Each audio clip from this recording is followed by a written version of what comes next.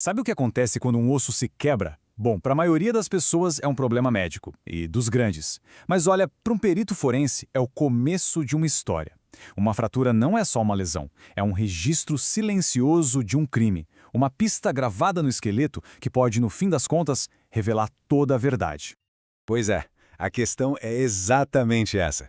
Como é que uma lesão que parece tão simples, né, vista pelos olhos de um especialista, se transforma na peça-chave que pode condenar ou absolver alguém? Vamos mergulhar de cabeça nesse universo.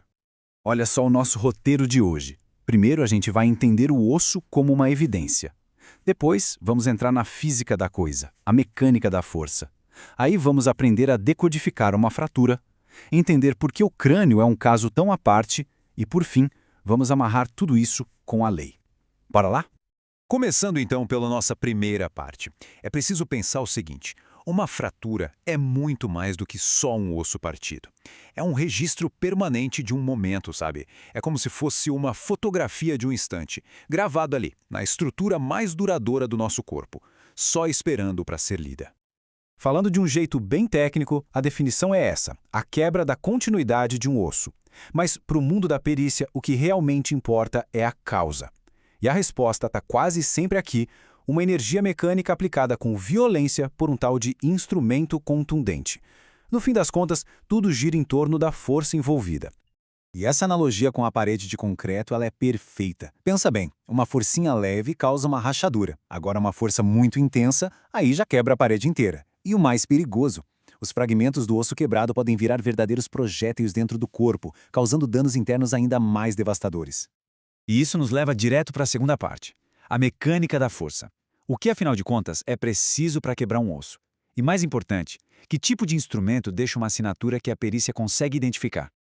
Então, a palavra-chave aqui é instrumento contundente. Mas tira da cabeça aquela ideia de que é sempre um objeto sólido como uma barra de ferro. Pode ser literalmente qualquer coisa que atue com violência. Pode ser sólido, líquido ou até mesmo uma onda de choque gasosa, como numa explosão. E os exemplos, infelizmente, estão por toda parte. Desde as próprias mãos e pés até barras de ferro, o impacto contra o chão numa queda, a força de uma explosão ou um atropelamento. E o ponto principal é que cada um desses eventos deixa uma assinatura única no osso. E esses instrumentos não agem de um jeito só, não.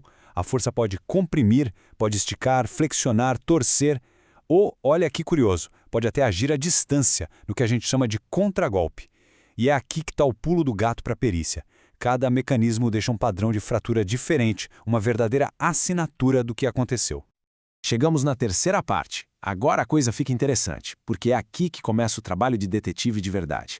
Lê as pistas que estão ali, na própria linha da fratura. O osso literalmente conta como ele foi quebrado. A localização da força muda tudo. Um golpe direto, como uma pancada bem em cima do osso, tende a criar uma fratura limpa, mais reta, sabe, transversal. Já se a violência for indireta, como uma torção no braço, a força se espalha e o osso tende a quebrar em ângulo, criando uma fratura oblíqua. Um exemplo clássico disso é a fratura em espiral. Quando o perito bate o olho numa fratura que parece que está se enrolando em volta do osso, isso é um indicativo fortíssimo de um mecanismo de torção.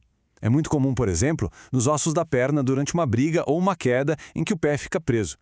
Vamos agora para a caixa forte do corpo, o crânio. A missão dele é proteger o cérebro a todo custo, e por isso a sua arquitetura é única. E claro, a forma como ele se quebra também segue regras bem próprias. Olha só que engenharia incrível! O crânio não é um bloco sólido, ele é tipo um sanduíche. Tem duas placas rígidas, com uma camada esponjosa no meio, a díploe, que serve justamente para absorver o choque. E aqui vai um detalhe forense fascinante. O impacto vem de fora, mas é a placa interna, a mais frágil, que muitas vezes cede primeiro.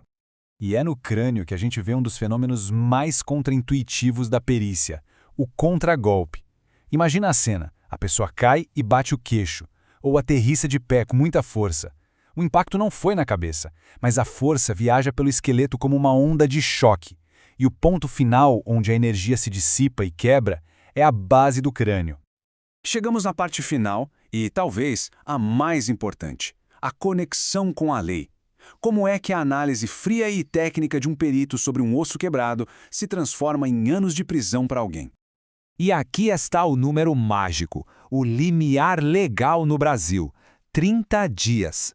Se uma fratura incapacita a pessoa para as atividades normais dela por mais de 30 dias, o crime geralmente deixa de ser uma lesão corporal leve e passa a ser classificado como grave.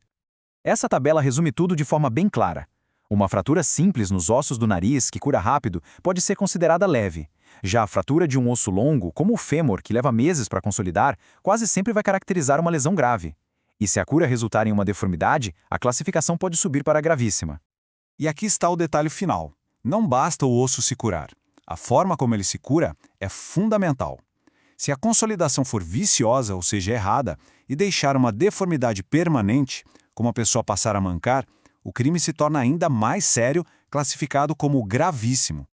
Então, olha que jornada, né? Fomos da mecânica da força até a análise legal. Vimos que cada osso quebrado realmente conta uma história. Isso faz a gente pensar, se os ossos falam tanto, que outras verdades silenciosas o nosso corpo ainda guarda esperando a ciência desvendar. Obrigado pela companhia.